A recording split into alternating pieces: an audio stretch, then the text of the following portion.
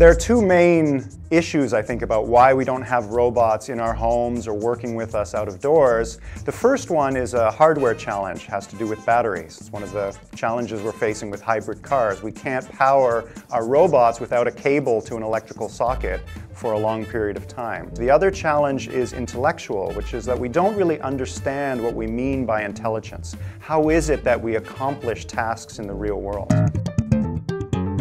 So a robot in a Ford factory will weld the door of a car, then the next car comes along, it welds again, and so forth. So we know how to build machines that do the same thing over and over again. But the moment you move outside of a factory to the out of doors or into our homes, nothing is ever the same twice. I see the short-term future for robotics is building these machines that can go out into our world and do very simple tasks. So one application that I'm interested in is construction. Can we deploy robots at a construction site where they're moving material from point A to point B? It sounds relatively simple, but you could see how machines like that would start to work alongside humans and allow us to build things on a larger scale, to build them more cheaply.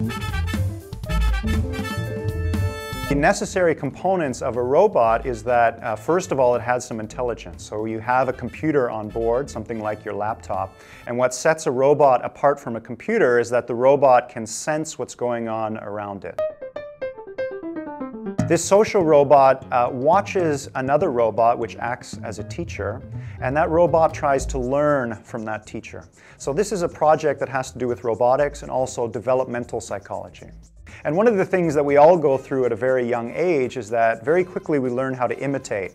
So we repeat what mommy or daddy does. That's something that you see in infants, and we're trying to teach our robot to do that. To start by imitating the teacher, but to then eventually go beyond the teacher and be able to improve on what they're seeing the teacher do.